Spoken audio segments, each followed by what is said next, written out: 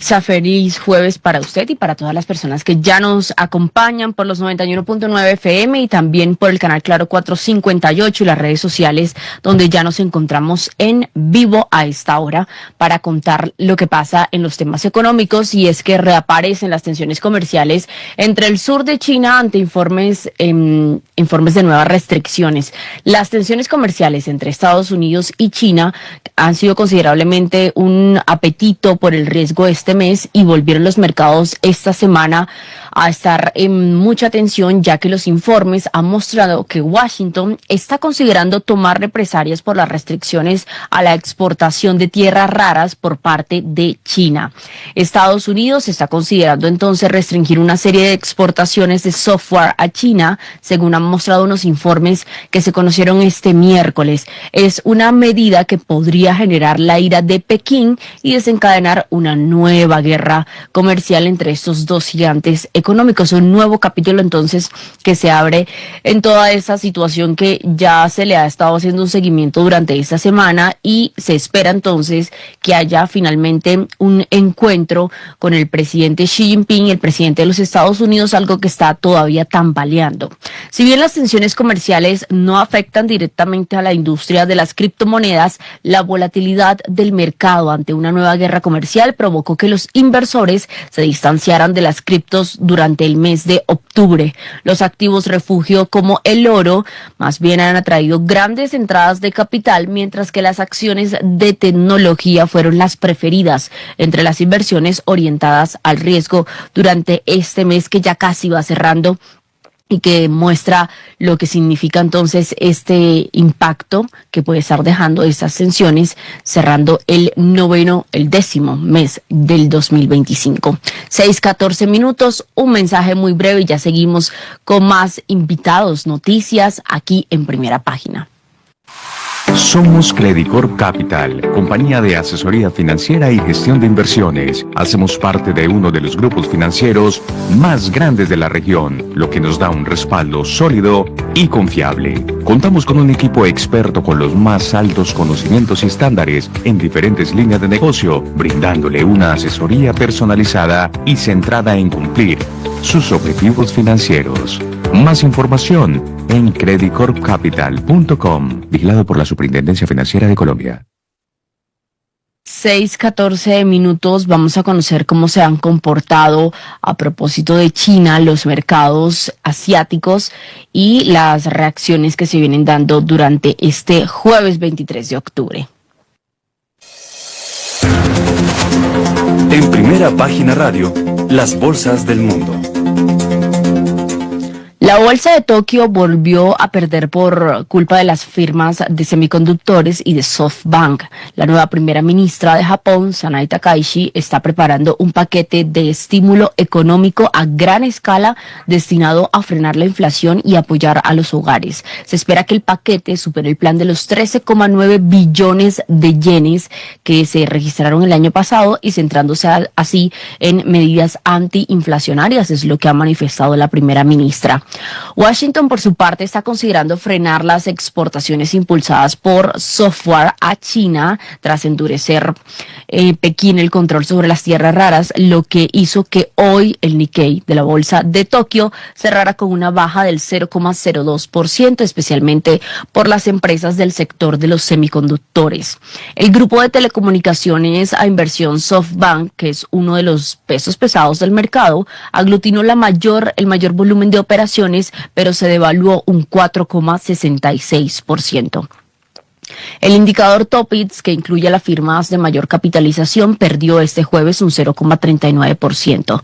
El reciente repunte se había visto impulsado por un optimismo en torno a las políticas económicas de la nueva primera ministra, Sanai Takaichi, pero la preocupación por la toma de beneficios y la sostenibilidad de las ganancias está impulsando las ventas.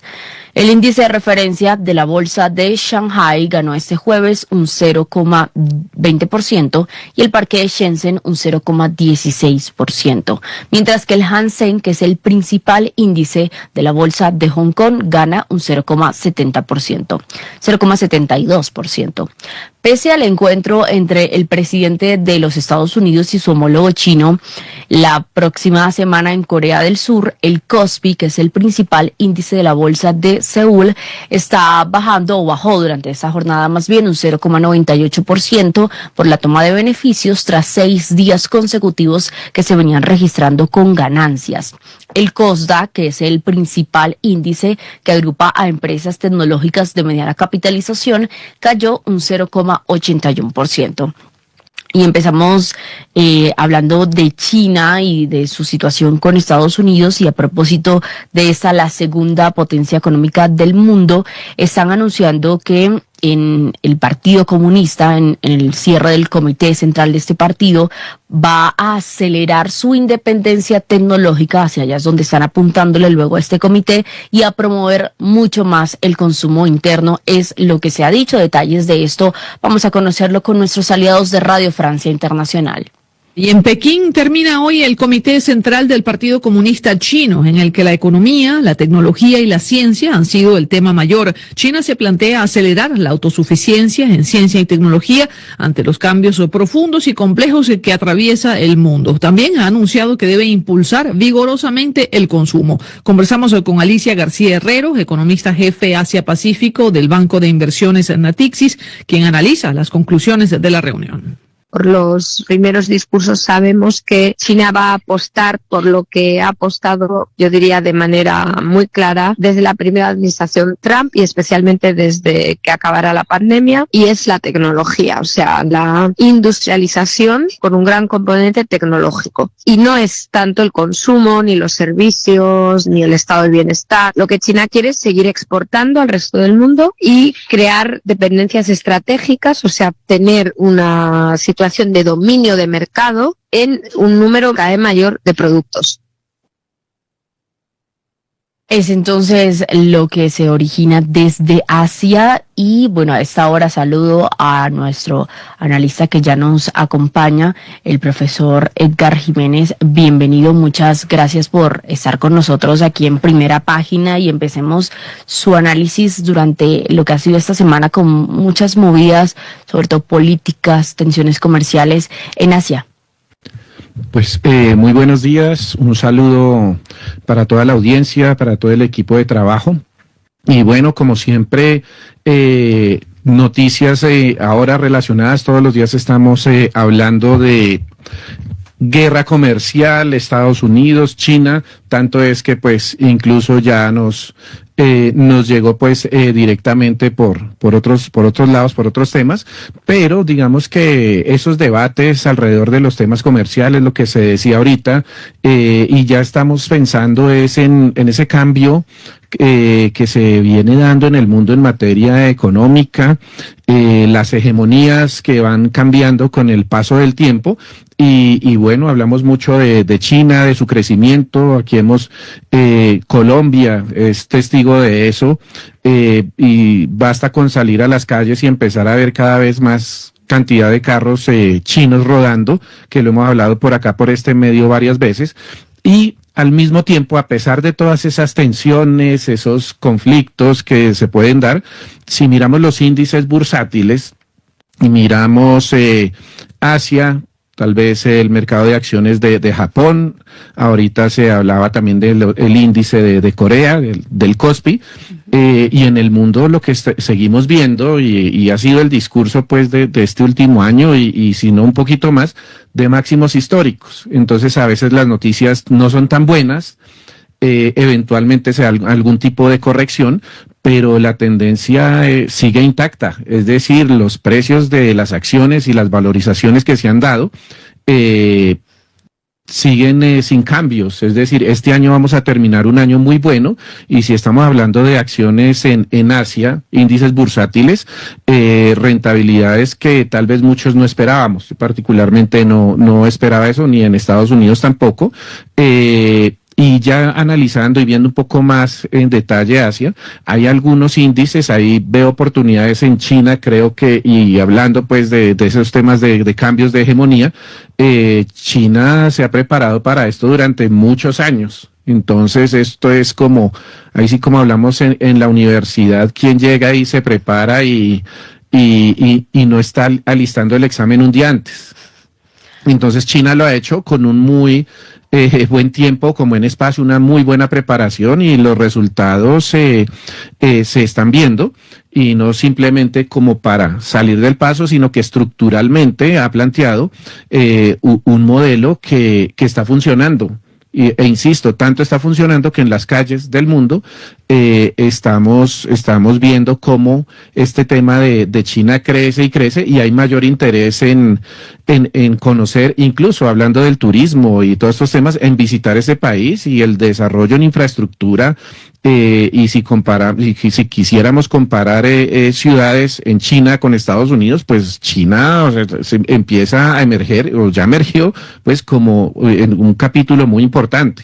Entonces, eso al mismo tiempo, con los mercados financieros de la mano, y teniendo en cuenta que hay máximos históricos en una gran cantidad de indicadores, pues uno va a China y todavía encuentra oportunidades, porque es parte de lo que estamos conociendo incluso en Occidente, acercándonos un poco más a ese mercado, porque siempre hemos estado muy concentrados pues en Estados Unidos, obviamente en los mercados nuestros, intentando pues ver algún grado de desarrollo, pero es una ventana gigante que está abierta para que la aprovechemos, la veamos y la usemos para diversificar portafolios. La esencia de estos negocios y del manejo de grandes portafolios es justamente la diversificación.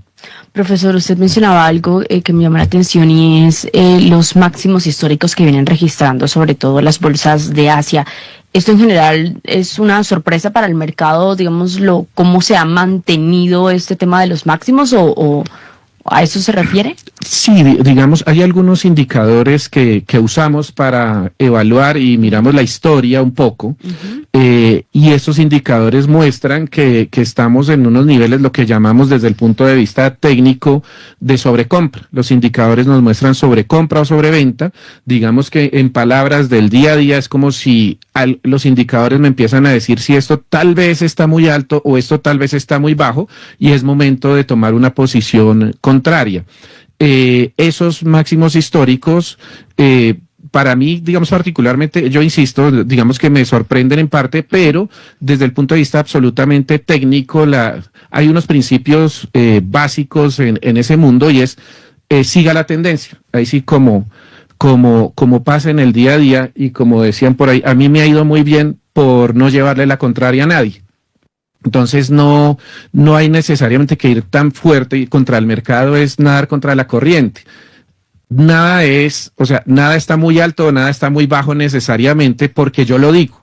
Simplemente es un mandato del mercado, y tenemos muy buena liquidez, a pesar de la guerra comercial y de todos estos debates.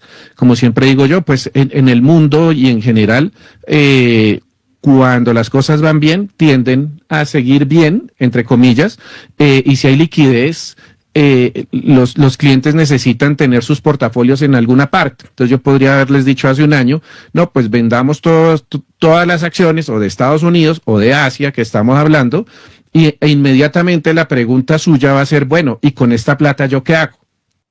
Y resulta que pues si la tendencia es alcista, pues toca volver a entrar al mercado, comprar, diversificar, buscar otras alternativas que tal vez puedan tener una mejor rentabilidad, pero el mercado, y si miramos las gráficas en todo el mundo, hemos visto únicamente, digamos, salvo contadas excepciones, pero valorizaciones. Este año lo vamos a terminar muy bien, y quienes están en el mercado o hacemos algún tipo de operación de este tipo, de esta clase, este año cierra muy bien, a pesar de todas las noticias buenas, regulares y malas. ¿Qué manda el mercado? ¿Hay liquidez? Sí, hay liquidez, hay negocios, hay la posibilidad de libre movilidad de recursos hasta donde no lo han permitido, y eso es lo que no hay que perder, ese libre mercado. Y eso es lo que genera estos tipos de análisis que hacemos, porque si tuviéramos certeza absoluta de las cosas, pues no existiría ni siquiera la estadística. Entonces,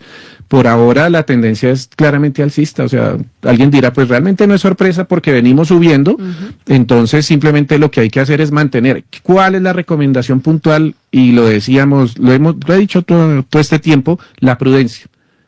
Los stop loss, es decir, salirse del mercado digamos, de manera oportuna. Eso es fácil decirlo, ¿no? Pero, Claro, digámoslo, llevarlo a la como decimos en práctica. las mesas de dinero, aprieta el stop loss, ojo con esto porque entre más arriba, el riesgo pues de un regreso del mercado es alto. Para eso están las valoraciones de las compañías, mucho análisis fundamental, todo lo técnico que hacemos, pero hay que ser muy prudentes.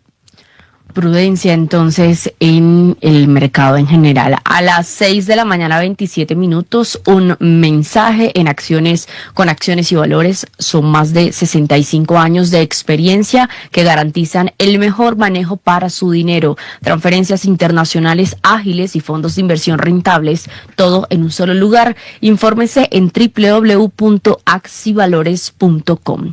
Y vámonos ahora a Europa, donde están las bolsas marchando de forma mixta, pese al impulso de los beneficios empresariales y también del petróleo, tema que ya vamos a ampliar. Pese a la oleada de los resultados empresariales positivos, los inversores esperan la evolución del pleito comercial entre Estados Unidos y China y siguen la trepada de las cotizaciones del crudo, después de que Estados Unidos anunció las sanciones contra las dos principales petroleras rusas, que ya ampliaremos ahora que tratemos el tema de los commodities, pero en general las bolsas los mercados están muy pendientes a todo esto que está ocurriendo, pues afecta allí la situación entre Rusia y Ucrania. La mirada también está puesta al precio del petróleo, y el euro está depreciándose un 0,12%, se intercambia a $1.15. Pierde la bolsa de Madrid, que cede levemente un 0,04%, y la de Frankfurt un 0,36%. Ganan la bolsa de Londres, que sube un 0,42%. La de París está al alza esta jornada un 0,26%, y la de Milán un 0,06%. El Eurostock 50, que es el índice en el que cotizan las empresas europeas de mayor capitalización, sube un 0,19% durante esta jornada del 23 de octubre. Pasemos ahora a Latinoamérica para saber cómo se está comportando nuestra región. Las bolsas latinoamericanas en Primera Página Radio. Bueno, antes de seguir con Latinoamérica, hay un tema de Europa, y es la decisión del Banco Central de Turquía de recortar sus tipos de interés hasta un 39,50%. Esto es en línea con lo que se estaba esperando. El Comité de Política Monetaria del Banco Central de la República de Turquía decidió reducir las tasas de interés. Estamos hablando del 40,5% al 39,5%. El comité también había bajado la tasa de interés de los préstamos a un día del Banco Central del 43,5% al 42,5%, y la tasa de interés de los préstamos a un día del 39% al 38%. De acuerdo con el banco, la tendencia subyacente de la inflación aumentó durante el mes de septiembre, y si bien los datos recientes sugieren que las condiciones de la demanda pues se encuentran en niveles desinflacionarios, también apuntan a una desaceleración del proceso pues de la desinflación.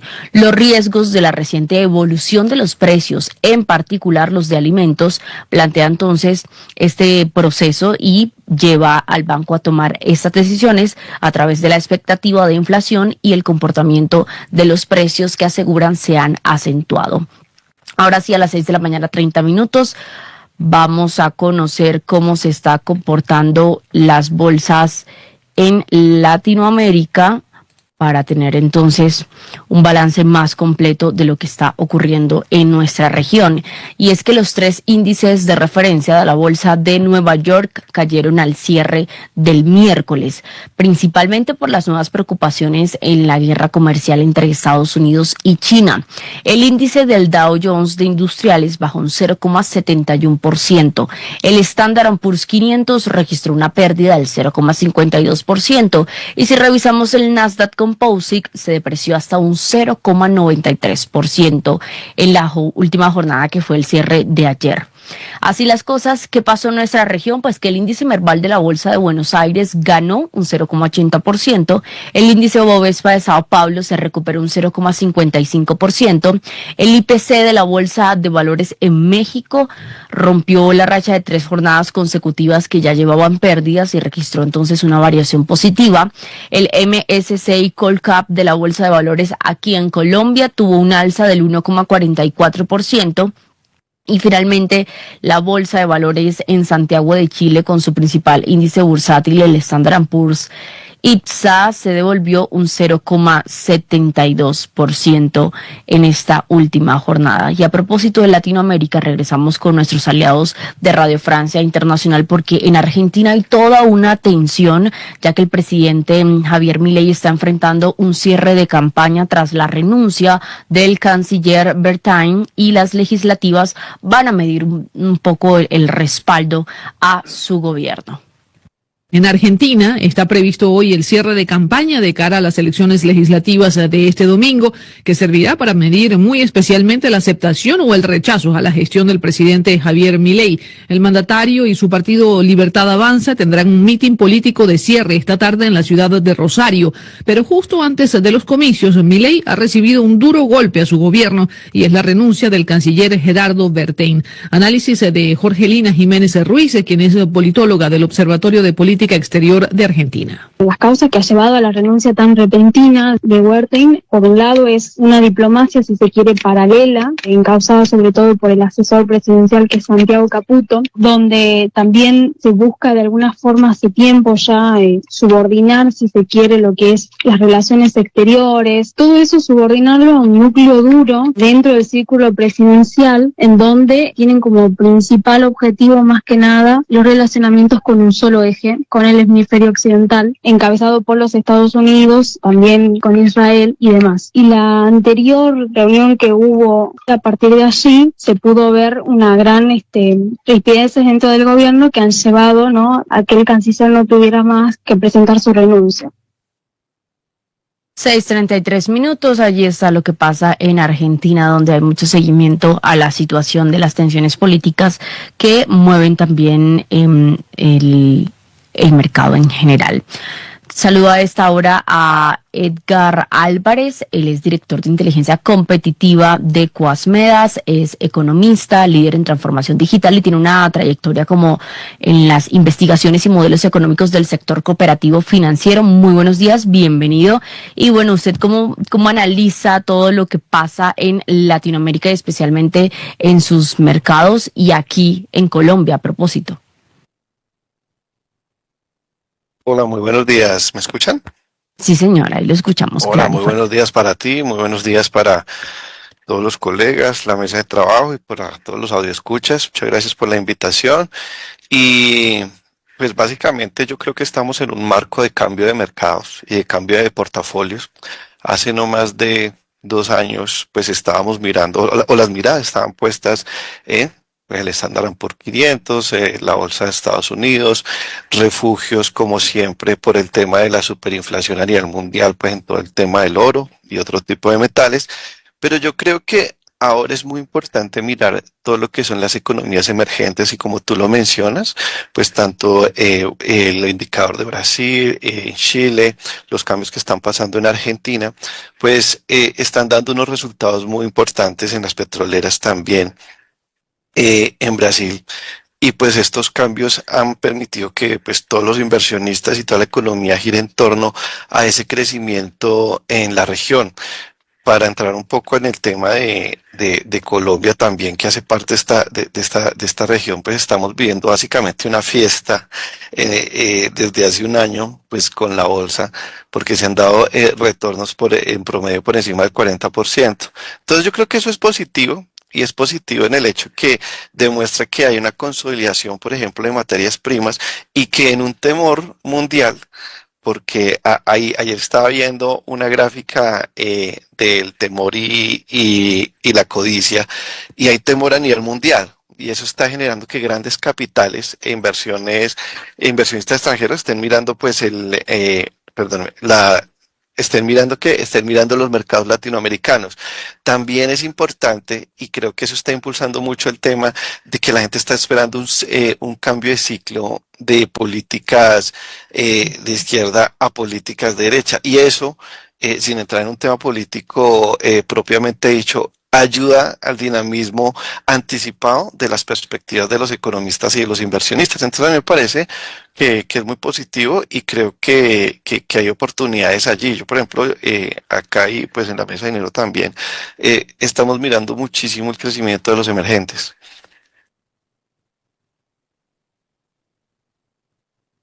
Sí. ¿Nos escucha? Sí. Sí, claro. Ok, sí.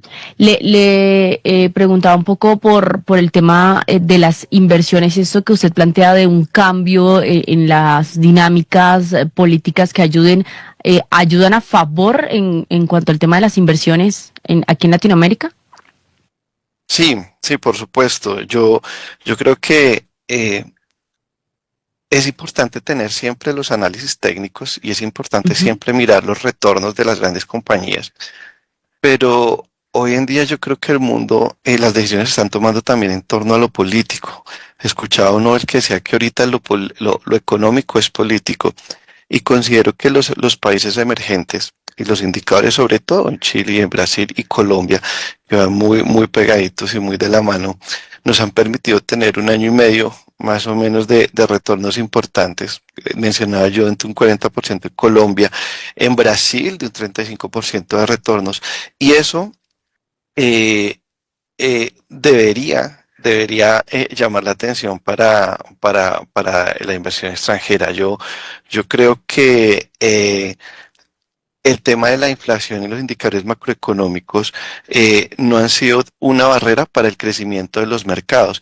Y ahorita que estamos viviendo una transición también de la desaceleración de la renta fija, nuevamente vuelve a convertirse en un motor la renta variable para los países, para nosotros, para nuestra región y países emergentes. Así que yo considero que lo que está informando, que nos dice el mercado por lo menos, porque el mercado pues es un caballo de rienda suelta y hay que entenderlo también, es que hay oportunidades y que las empresas están haciendo la tarea. Pienso yo que para los gobiernos que son más llevados a la izquierda, la tarea se hace desorganizadamente y no se está haciendo la rigurosidad académica, pero el mercado y las empresas sí están haciendo bien la tarea y la bolsa está reflejando en estos países pues unos rendimientos positivos y eso ya lleva como 2 años. Entonces yo opino y concluyo con esto que hay un cambio de portafolios y que los mercados emergentes están generando retornos interesantes. Bien, 6:39, profesor Edgar Jiménez, su apreciación y el comportamiento, la tendencia que está analizando en Latinoamérica.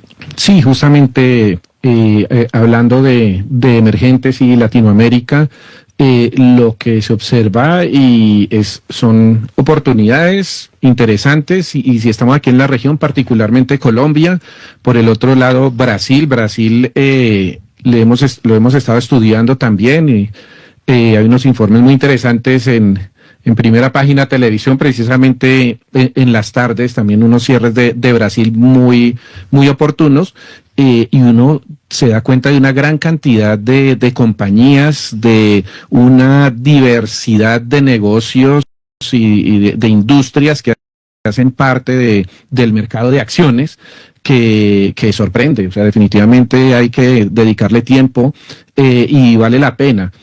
Latinoamérica y emergentes en general, digamos que así como hablamos del contagio cuando los precios caen y las cosas no están bien, pues podríamos hablar del efecto contagio, pero en este caso de manera positiva, y lo decía nuestro compañero analista ahora, pues este año rentabilidades promedio del 40%, pues definitivamente son muy interesantes. Igual hay que pues tener en cuenta también, y particularmente hablando de Colombia, que veníamos de varios años, de muchos años, con el mercado relativamente quieto, o sea, muy estable, algunas oportunidades interesantes, operaciones ya muy puntuales, pero de todos modos, emergentes, Latinoamérica, un muy buen comportamiento, y lo que se observa y lo que hay que tener en cuenta, e insisto en lo mismo, es esa correlación o esa relación que hay con el mercado de acciones, en este caso de Estados Unidos o de naciones industrializadas, porque el día que esto regrese, Latinoamérica va a regresar, simplemente no porque sea mejor o peor, sino porque, como se hablaba ahorita, el tema del miedo. Cuando hay miedo en alguna parte del mundo, acá nos enteramos y eso se contagia. Entonces, podemos tener los mejores indicadores, pero hay miedo y el mercado va hacia abajo, y una lección de esto lo vivimos en el año 2006 en Colombia, por ejemplo. Lo recordamos quienes estuvimos por ahí sentados como si fuera ayer. Teníamos muy buenos indicadores. El país creciendo al 5 o 6%, datos de inflación bien, temas de gobierno, o sea, no había quejas, al contrario, muy pro mercado, capitalismo, libre mercado, y el mercado se nos cayó 50%. Entonces hubo miedo, hubo una explicación luego muy interesante para eso, pero ante el miedo todos salen corriendo. Entonces paran, corren, liquidan pérdidas, luego miran y se dan cuenta que no era, y vuelve al mercado y sube. Entonces por eso los indicadores, estar informados, siempre lo diré todas las veces que venga acá, es muy importante, y estar informados con gente seria, con fuentes realmente confiables, va a permitir que esa diversificación de portafolios, esos cambios que hagamos, pues los hagamos con un nivel de confianza mayor.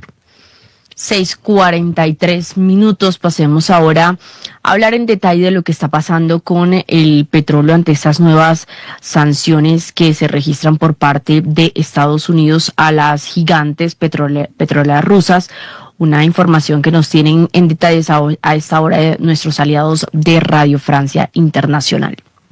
Estados Unidos sube entonces el tono con Colombia y sube el tono también con Rusia. Donald Trump, en un gesto de hartazgo contra su homólogo Vladimir Putin por la falta de avances para poner fin a la guerra en Ucrania, anunció este miércoles una nueva ola de sanciones contra Moscú. There are massive sanctions on oil. The two biggest oil companies among the biggest... Esta vez Trump decidió sancionar a las dos mayores petroleras rusas, Rosneft y Lukoil. La Unión Europea también anunció que prohibirá la importación de gas natural licuado desde Rusia a partir de 2027. Pero lo más importante es el financiamiento que el bloque europeo ha prometido a Ucrania, 140.000 millones de euros. Y esto es en el marco de la cumbre europea que se desarrolla hoy y a la que asistirá el presidente Volodymyr Zelensky. Desde Bruselas, Esther Herrera con la información. La Unión Europea ha aprobado ya su paquete número 19 de sanciones contra Rusia. Lo hace apenas unas horas después de que Estados Unidos anunciara medidas contra Moscú y justo para recibir al presidente ucraniano Volodymyr Zelensky en Bruselas. Las nuevas medidas vetan la importación de gas natural licuado a partir de 2027 y vuelve a atacar la flota fantasma rusa. Además, ante las informaciones para el aumento del espionaje en los países europeos, se restringirán los movimientos de diplomáticos rusos por el bloque y castiga a 45 empresas de otros países que ayudan a Rusia a eludir las sanciones, la mayoría provenientes de China, India y Tailandia. Las nuevas medidas se aprobaron poco antes de que empezara una nueva cumbre europea que tiene la ayuda a Ucrania como uno de los puntos principales. Hoy los líderes deben discutir el uso de 140.000 millones de euros de los activos rusos congelados para ayudar a Ucrania. La mayoría de este efectivo se encuentra en Bélgica, por lo que el país exige que en caso de represalias todos los países garanticen que el riesgo se compartirá. Si Bruselas da suficientes garantías al país, se espera que los 27 apoyen la medida para que la Comisión presente cuanto antes su propuesta. Informa Esther Herrera desde Bruselas para Radio Francia Internacional. El secretario del Tesoro de Estados Unidos, a propósito de este tema, Scott Bessent, añadió que esas empresas, dice él, financiaron la maquinaria de guerra del Kremlin y que el Tesoro de Estados Unidos está dispuesto a tomar aún otras medidas contra Moscú, y esto le da un poco un giro respecto a la posición que estaba tomando el presidente Donald Trump con Rusia, lo que, como decíamos más temprano, ha causado que se disparen un poco los precios del petróleo, y por eso vamos a conocer a esta hora cómo se están comportando los commodities. Los precios de los commodities en Primera Página Radio. Probar sonido. Les contamos que el petróleo Brent está en estos momentos registrando un alza del 4,62% y su precio de barril es de $65.46. El WTI de Estados Unidos también está subiendo 4,93%, casi 5%, y ya supera los $60, que era lo que el precio en el que se había mantenido por debajo durante las últimas semanas. Precio de cotización a esta hora, $61.38 el barril. El gas natural también registra una variación positiva del 0,73%, $3.47, mientras que el oro ya empieza a calmarse un poquito más la disparada que había tenido en estas últimas semanas, pero sigue manteniéndose por arriba de los $4,000. Está al alza un 0,33% y la onza está cotizando en $4,113. El cobre sube casi 2%, $5.05. El cafecito también está teniendo un precio positivo, $4.26 la libra. Esto es un alza del 0,71%. Y el carbón está en estos momentos registrando una variación negativa del 0,48%, $92 la tonelada. Eso es entonces el comportamiento que se está registrando con los commodities. 6:48 a.m. Saludo a don Héctor Mario Rodríguez. Muy buenos días. Doña Kiara, ¿cómo estamos de sonido? Excelente. Listo. Y aquí con buen panorama desde Santa Marta estamos hoy. Qué envidia. Y yo también tengo manilla. Bueno, entonces, ¿quiénes estamos ya conectados acá? Por acá nos acompaña en los estudios el profesor Edgar Jiménez y virtual está con nosotros Edgar Álvarez.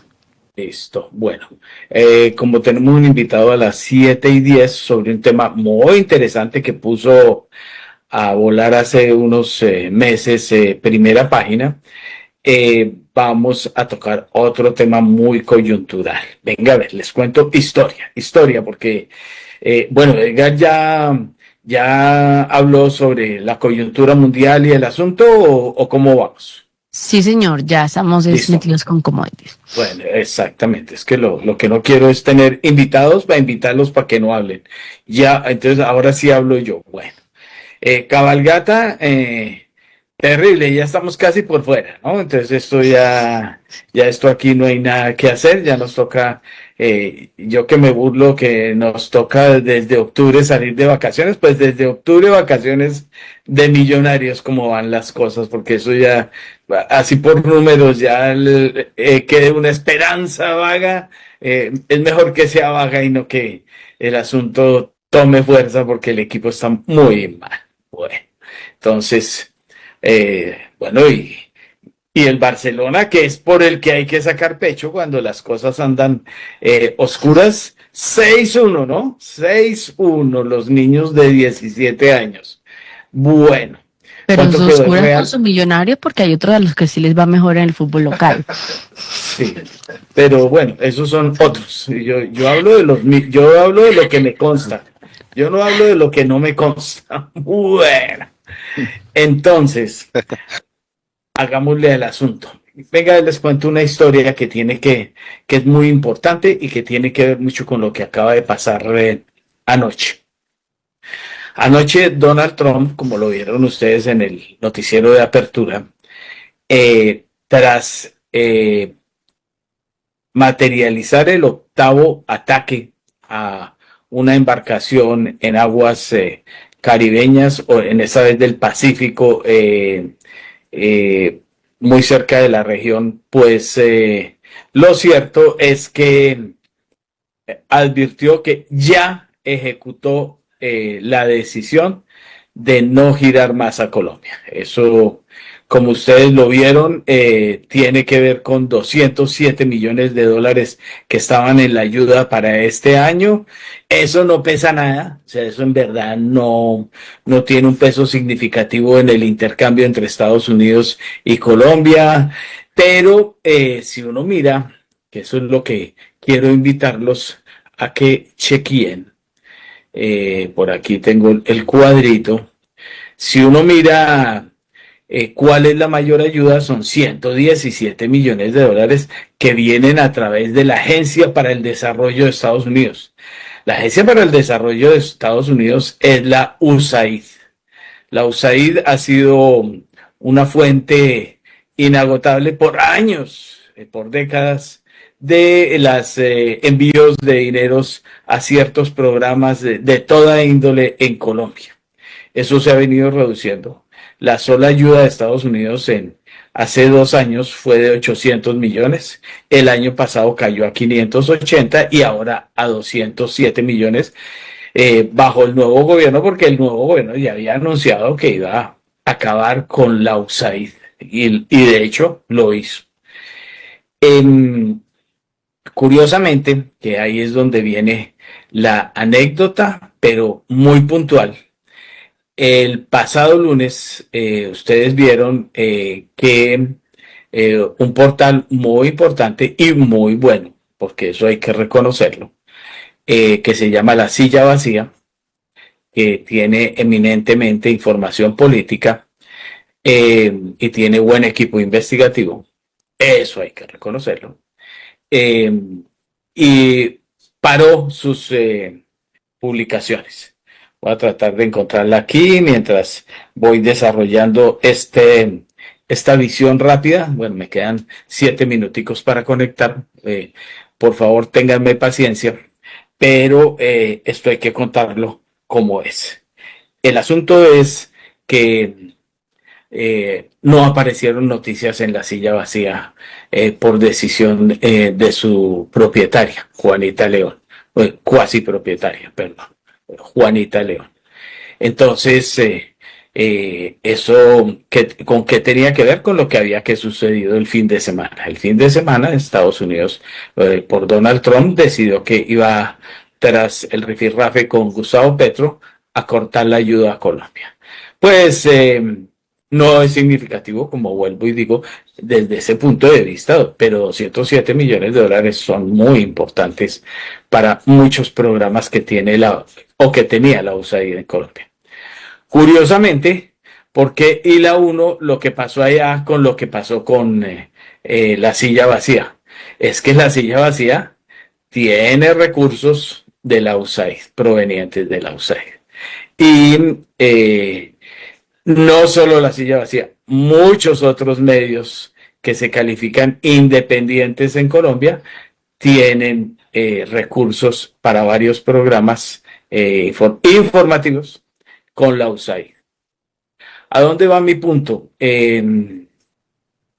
Muy bueno que haya medios independientes, debería haber más. Debemos ser muchos más. Eso es bueno para la calidad informativa, la necesidad informativa del país, un país muy convulso y con muchas mentiras en los medios de comunicación, que eso hay que reconocerlo. Pero lo cierto es que el punto es el siguiente: ¿cómo los medios de comunicación de Colombia son sustentados, prohijados, mantenidos por un gobierno extranjero? Ahí es donde viene el problema. Ese es el debate. No la historia de si es bueno, malo, peor.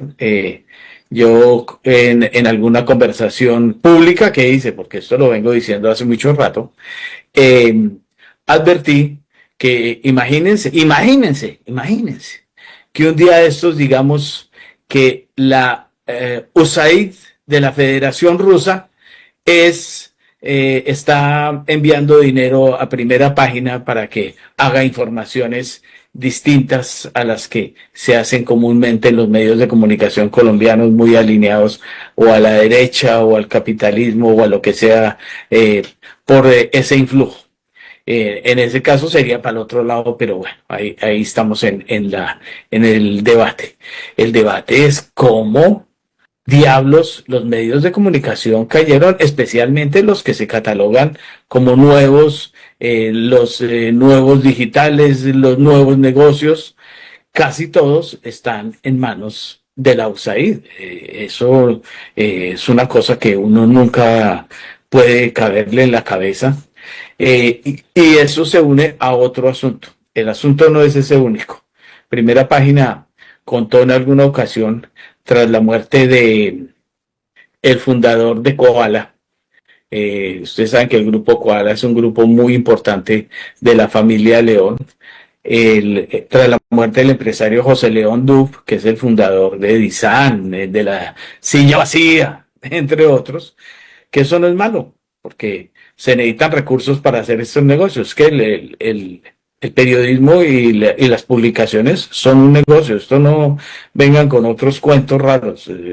A uno le decían en la universidad, hace ya 50 años, bueno, 45 años, para no hacerlo tan largo, le decían que esto era un medio para la libertad y para debatir ideas solamente y todo. No, estos son negocios comerciales porque tienen que sostenerse, y de hecho se han sostenido con la publicidad y los recursos de venta de su contenido a un público y demás, y de su presencia entre un público totalmente comerciales. Entonces, y eso vende Primera Página. Primera Página vende también publicidad y otros asuntos para poderse sostener. Pero el problema mayor es ese. Y vamos la segunda cadena de esto, antes de que se me acabe el tiempo de estas largas intervenciones mías. Y tiene que ver, es con que, curiosamente, también estos medios independientes terminaron en manos de una llamada Fundación Open Society. Open Society. Entren ustedes y busquen la de quién es. Es del magnate minero George Soros, muy recordado porque alguna vez hizo arrodillar al Banco de Inglaterra en la famosa pelea por el manejo de la libra esterlina y demás. Él se dio el lujo de dar una pelea y una puja con solo su bolsillo, por lo que ganó muchos aplausos, pero también muchas animadversiones en el mundo. Curiosamente, Open Society tenía en su origen muy lejano un leitmotiv para existir, y era acabar con el comunismo. Entonces, ya uno ve cuál es la pretensión que tiene Open Society sobre el contenido de sus de quienes reciben sus donaciones. Entonces, si ustedes ven la historia de la Silla Vacía, como de otros medios, porque además estaban otros medios, ahí está Las Dos Orillas, está Verdad Abierta, hay otros medios de comunicación que se llaman independientes que tienen estos dineros, fueron prohijados por Open Society. Y por mucho tiempo, de hecho, tras la muerte de George Soros, el hijo asumió el mandato de Open Society, pero en Colombia hubo una caja de 12 millones de dólares. Ojalá, imagínense lo que yo hubiera hecho con 12 millones de dólares. Entonces, con 12 millones de dólares se prohijaron, se respaldaron varios medios de comunicación de Colombia. Con la USAID, si ustedes se acuerdan de un programa que tuvo hasta la llegada de Gilinski, la revista Semana, que llamaba Semana Rural, era sustentado totalmente con dinero del gobierno de Estados Unidos. Entonces ustedes pueden ver qué norte tienen. Hay quienes aplauden eso. Yo aplaudo que haya sucedido eso con Estados Unidos, porque imagínense los medios de comunicación de Colombia en manos de Donald Trump. Qué buena decisión que tomó, que no va a haber más ayuda y no más recursos. Ese es el punto. ¿Qué tal los medios de comunicación de Colombia? Muy bien aplaudidos, unos muy buenos, unos manejados en la forma responsable que debe ser, y bajo el mandato de Donald Trump desde Estados Unidos. Pues ese era el señor dueño de los medios de comunicación de Colombia, los llamados independientes. Muy bonito el asunto. Por ahí va mi comentario, y de pronto alargo un poquito más adelante porque vamos a tener un invitado especial con un tema también de los especiales de Primera Página. Vamos con nuestra actualización de noticias y regresamos como siempre. Mil gracias, doña Maritza. Completos informes, ahí quedamos actualizados. Bueno, aquí me estaban regañando que Héctor Mario, que la contraluz, que se ve morenito, que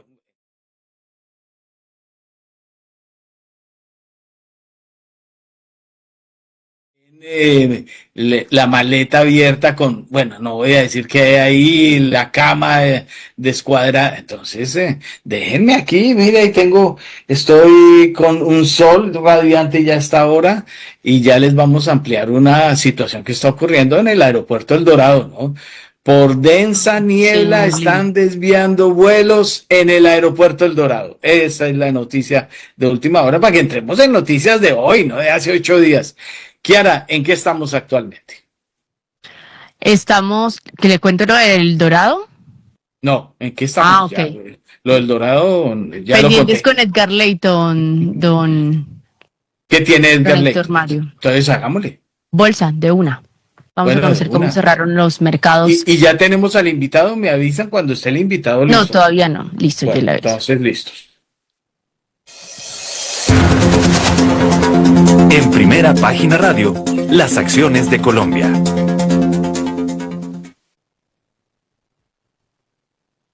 Don Edgar Leyton. Bueno, parece Bueno, que tenemos sigamos ahí- con noticias. No, sí, es que no podemos. A ver, si el señor no se conectó, ¿con quién seguimos? Bueno, sigamos a esta hora, don Héctor, contándole uno de los temas relacionados con las referencias de los datos clave que se van a conocer durante esta Sí. última jornada.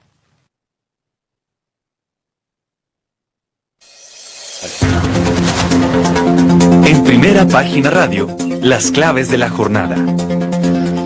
Por el lado de Europa, los mercados están pendientes en esta sesión a los resultados empresariales que se siguen produciendo. Hoy en España, los de Bank Inter, que obtuvo un beneficio neto de 812 millones de euros en los 9 primeros meses del año. Hay que decir que un 11% más que el mismo periodo del año inmediatamente anterior. En Estados Unidos, el turno es para las ventas de viviendas nuevas, con el dato anterior en 800.000, un crecimiento del 20,5%. Si el sector inmobiliario sigue fuerte, puede amortiguar temores de recesión, pero una sorpresa negativa encendería las alarmas. Es lo que se está hablando de alguna manera en Estados Unidos sobre este tema. Pero además, este jueves, Intel será el protagonista del calendario de resultados y se espera que presente sus datos después del cierre del mercado. El precio de las acciones del atribulado fabricante de chips se ha disparado en las últimas semanas tras una serie de inyecciones de capital, incluyendo las de Nvidia, la favorita de inteligencia artificial, y el gigante inversor japonés SoftBank. Trump anunció en agosto que Estados Unidos también va a adquirir una participación del 10% de la empresa, incluso después de que el presidente afirmara que el director ejecutivo de Intel debería dimitir debido a conflictos de intereses. A pesar de los esfuerzos del presidente del director de la compañía por encontrar socios que impulsen la recuperación de Intel, sus perspectivas a corto plazo realmente son inciertas.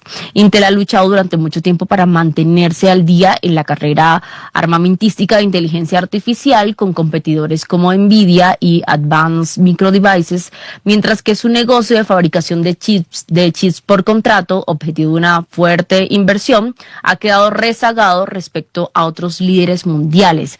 Se prevé que esta compañía registre ingresos prácticamente iguales a los que se registraron durante el tercer trimestre, y la debilidad en su división de centros de datos de inteligencia artificial se prevé que contribuya a una caída del 1,2% en las ventas hasta los 13.120 millones de dólares. Entonces estamos hoy atentos a esos resultados que pueda tener esa importante compañía en temas de tecnología Intel, y también resultados relacionados con el sector inmobiliario en los Estados Unidos. Es parte de lo que le estamos haciendo seguimiento durante esta jornada, don Héctor. Bueno, ¿y Leyton qué? ¿Sí pudo? No, todavía no tenemos reporte de don Edgar Leyton. Lindo, bueno. Era muy clave oírlo urgente. Ahí está, vea, ya. Ah, ya bueno, está. pues listo, hagámosle. Entonces, el reporte de la bolsa y la noticia de anoche de la Bolsa de Valores de Colombia, urgente. Claro que sí, efectivamente, Héctor Mario, en la más reciente jornada bursátil local, el índice MSCI Colcap avanzó 1,44%, 1915 con 75 unidades. Montos bonitos, todos sobre 10.000, incluso Ecopetrol 26.698 millones de pesos, recuperándose 2,08%. Preferencial Cibes 20.000 millones de pesos, un repunte del 2%. Preferencial Grupo Sura 2,45% al alza con 15.000 millones de pesos de movimiento. ISA 11.000 millones y Cibes 10.000 millones de pesos al alza. ISA 3,44%, 23.480 pesos. Grupo Aval 2,82% en repunte a 730 pesos. Y Preferencial Grupo Sura 37.700 pesos, 2,45%. En negativo, y arrancamos con Nutresa, ayer se descolgó 17,23%, pero el precio está en 245.000 pesos. Recordemos, y esta es la noticia de la que hablaba Héctor Mario, que en las más recientes horas la Bolsa de Valores de Colombia declaró desierta la readquisición de acciones ordinarias de Grupo Nutresa. La operación a través del mecanismo independiente no recibió aceptaciones durante el plazo de la oferta, que era del 20 al 22 de octubre. Grupo Nutresa, Héctor y oyentes, había ofrecido readquirir hasta 100.000 acciones a un precio de 130.000 pesos por acción. Ojo, 130.000 para readquisición, pero en bolsa están a 245, con cargo a la reserva aprobada. Entonces, la noticia que salió en horas de la noche de este miércoles fue que se declaró desierta esa readquisición, pero es que vuelve y juega. Miremos los montos o los precios: 130.000 la readquisición, pero el precio en bolsa, a pesar de que se descolgó 17%, está en 245.000 pesos. 245.000 pesos que se está moviendo con unos montos muy pequeños. Nutresa se está moviendo o está marcando precios con montos hasta de 1.000 millones de pesos. Segunda en baja, Pay 1,9%, 76.520 pesos, y Mineros 1,25% a 14.220 pesos. Mercado global colombiano que le estamos haciendo seguimiento. Activos que siguen oro, activos que siguen tesoros, están moviendo uno que se denomina SPXS, 6.144 millones de pesos, NU 1.900 millones de pesos, Amazon 1.200 millones de pesos. Estos montos parecen pequeños, pero ojo, porque son acciones o activos del exterior que están cotizando o que están listados en el mercado global colombiano. Esas son parte de las noticias de bolsa, y tenemos también en pocos minutos vamos a dar a conocer las expectativas del Banco Popular. Hablamos también con la presidenta del Banco Popular, María Fernanda Suárez, sobre crecimiento, inflación y tasas de interés. Héctor, 7:21 de la mañana. ¿Verdad que la presidenta del Banco Popular le dijo que si ya tenía cuentica ya, que porque usted ya era de los plateados? Sí, señor, me dijo que tenía que empezar a hacer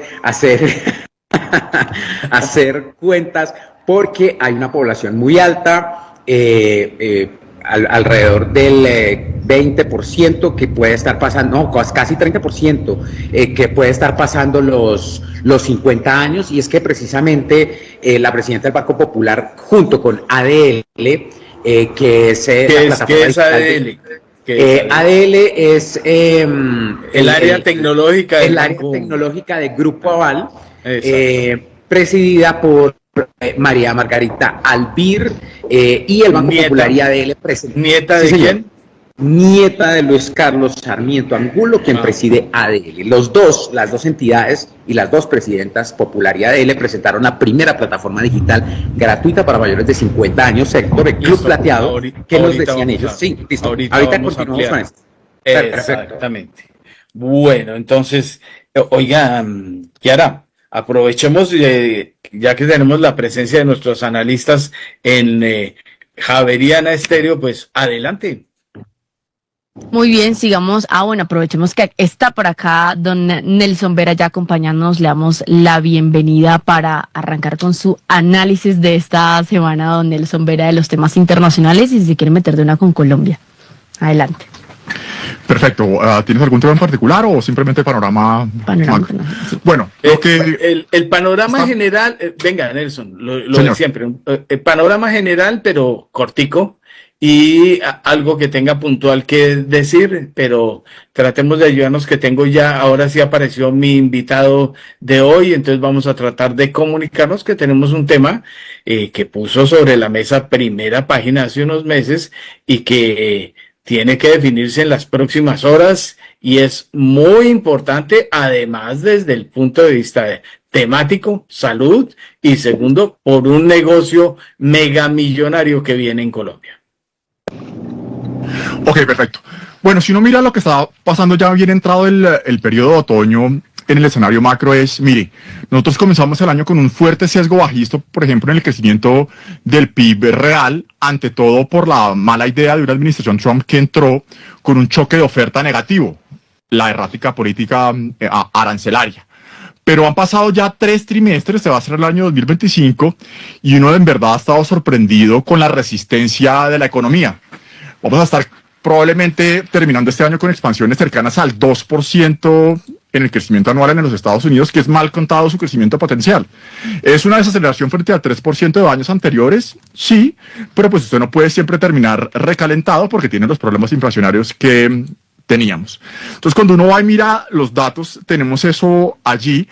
Tiene unos datos de mercado laboral que uno no termina de entender porque evidentemente no son consistentes con este dinamismo del PIB real, que entre otras en el punta a punta para el tercer trimestre anualizado viene por encima del 3%.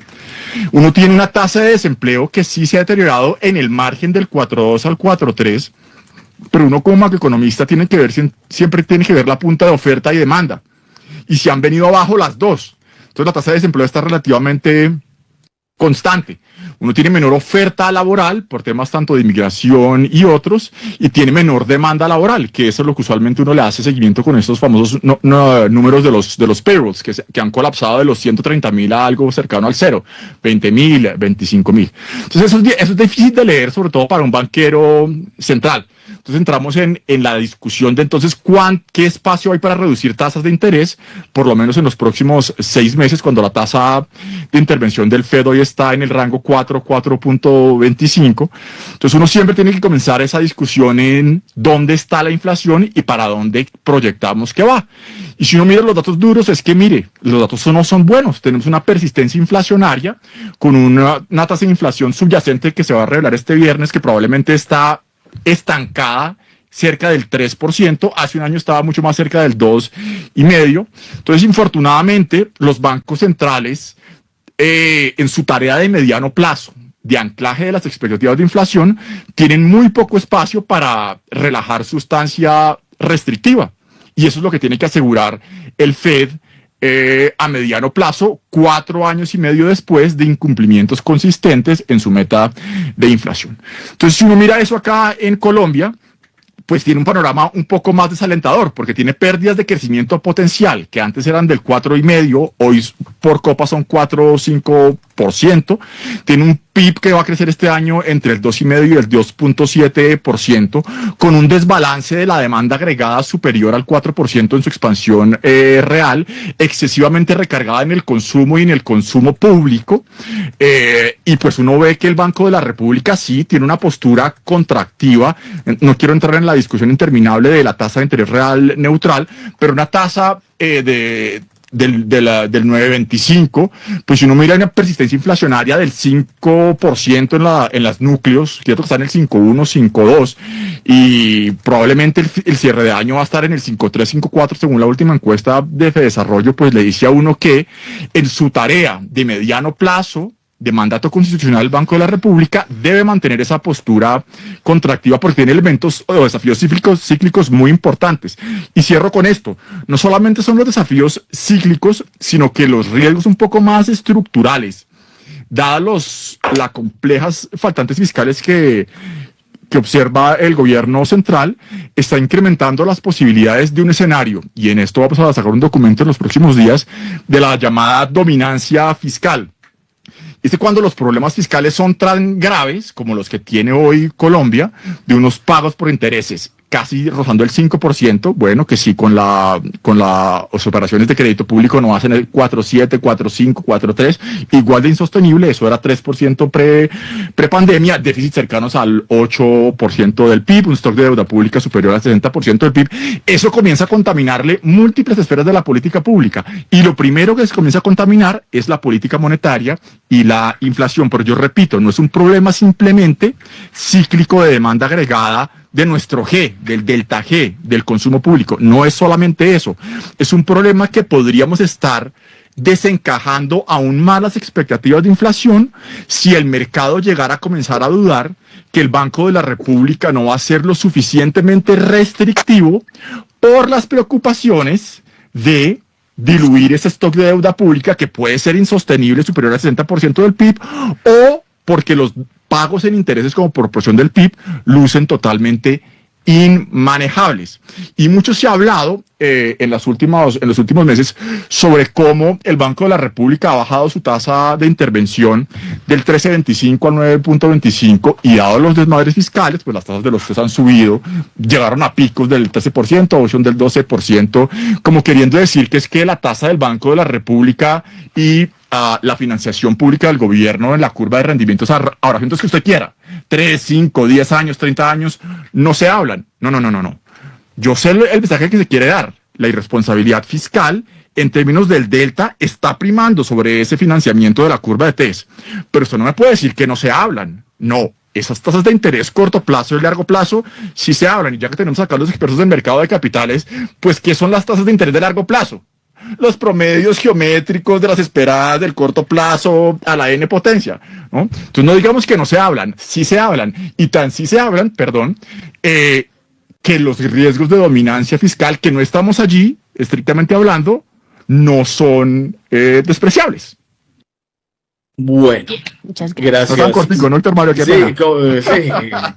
Sí, ese es el cortico, ¿cómo era? Bueno.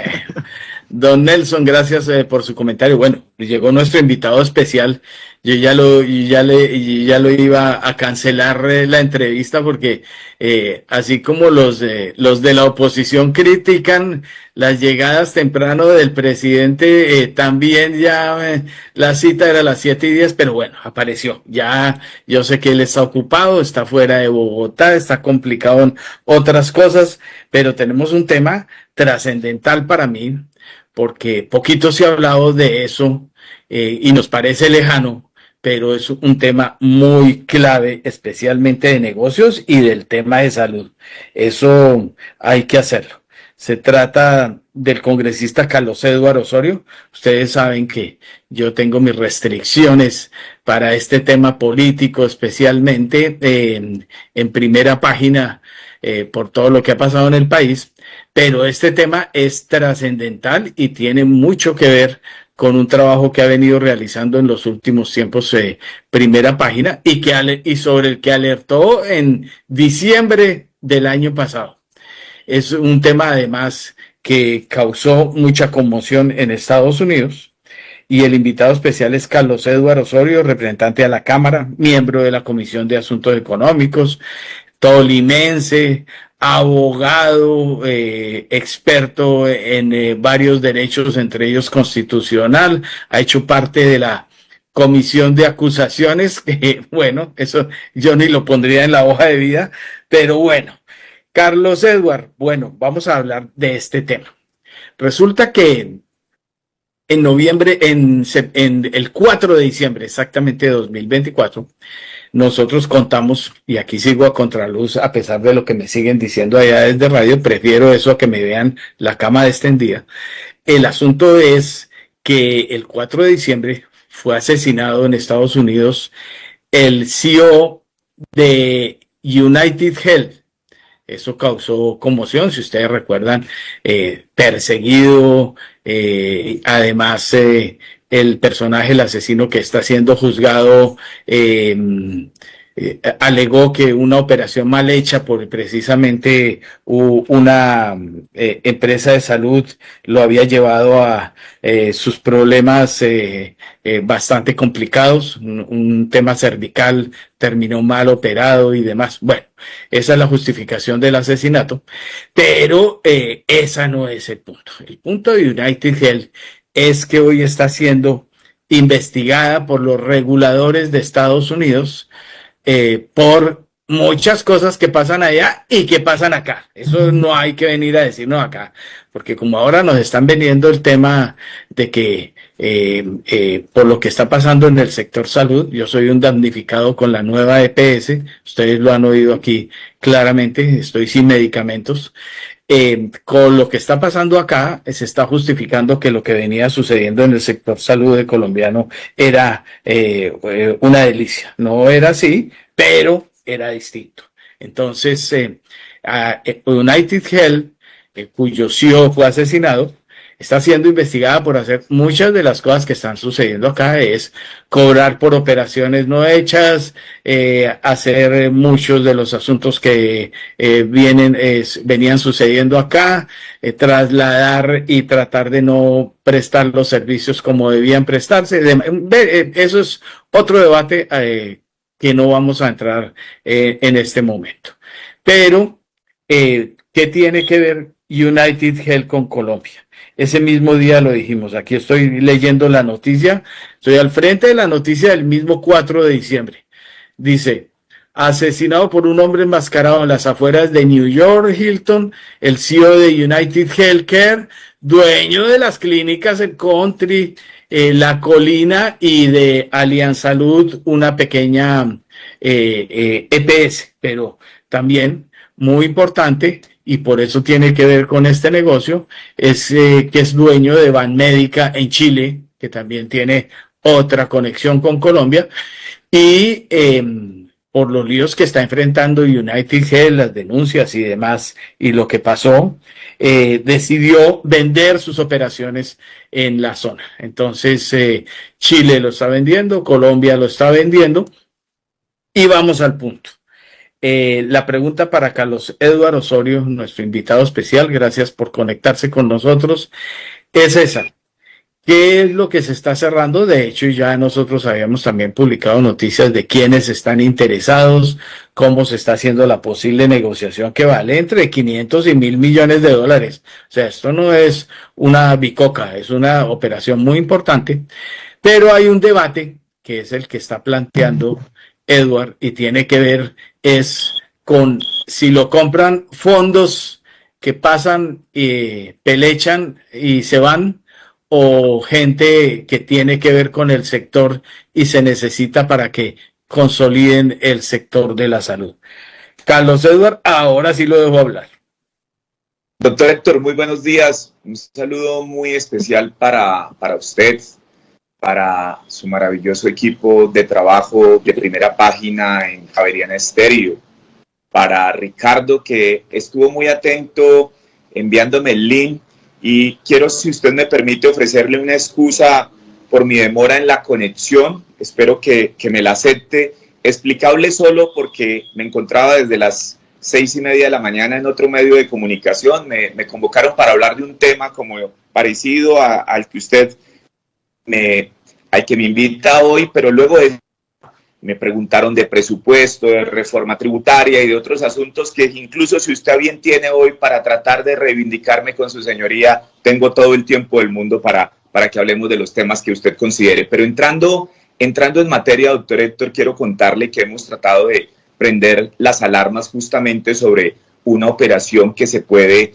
estar registrando en los próximos días, y que me parece que desde el punto de vista de la responsabilidad que nos asiste, debemos llamar la atención de la opinión pública. El asunto es muy sencillo y usted lo ha mencionado muy bien en el planteamiento introductorio que hace. Se visualiza la posibilidad de que se genere una operación en la cual la propietaria de United Health, que es la dueña de Alianza Salud EPS, de las clínicas El Country, Colina en Bogotá, Puerto Azul en Barranquilla, incluso otras en Chile, pero nos vamos a referir a las colombianas, que podrían estar hablando de una operación de venta de estas, digamos, instituciones de salud por más de $1.000 millones. Nosotros estamos prendiendo las alarmas porque nos preocupa quiénes pueden ser los potenciales compradores. Nosotros entendemos que en una dinámica del mercado la compraventa es algo absolutamente legítimo y razonable, pero en tratándose de instituciones que tienen comprometida o cuyo objeto social tiene que ver con el sector salud, me parece que la Superintendencia de Salud no puede ser una simple convidada de piedra. Tiene que poner los ojos encima de estas operaciones, porque si este tipo de instituciones, repito, una EPS como Aliansalud, clínicas tan importantes y tradicionales como el Country, Colina, Porto Azul en Barranquilla, pues si llegan a manos de cualquiera, pues eso puede tener en el corto, mediano y largo plazo unos efectos contraproducentes. En Estados Unidos, para poner un poco las cosas en contexto, se ha venido dando un importante debate. Ustedes tal vez conocieron un estudio muy importante que hizo la Bloomberg, donde justamente cuestionaba que esos capitales especulativos que manejan los fondos de inversión adquirieran este tipo de instituciones. Incluso se está tratando de regular la participación de los fondos privados en hospitales, porque esa participación con el paso del tiempo denotó que era muy riesgosa. Los fondos de inversión llegan, doctor Héctor, invierten y se van, no tienen una vocación de permanencia, y en materia de salud esto resulta muy grave, porque necesitamos, claro, en todo negocio alguien pretende ganar y las utilidades son absolutamente lícitas, son legales y razonables, pero en materia de salud, donde el principal activo es el paciente y ese lo debe procurar por su atención, haya una prestación adecuada del servicio, me parece que una operación como esta, que se puede estar registrando, porque justamente la compañía propietaria de estas instituciones de salud, repito, United Health, pues ha expresado su interés de vender, pero algunos fondos de inversión han expresado su interés de comprar. Y no tenemos nada, querido Héctor, contra los fondos de inversión, pero sí levantamos la mano para decir que frente a una operación como esta, la Superintendencia de Salud debe mirar el espejo del vecino estadounidense con el que hoy tenemos las dificultades, por usted ya conocidas por todos estos temas diplomáticos entre Petro y el presidente Trump, pero nosotros creemos que la Superintendencia de Salud, repita, no se puede quedar simplemente en un tema de un trámite administrativo, debe evaluar el papel que ejerce como vigilante del sector, para que ojalá los compradores, si es que finalmente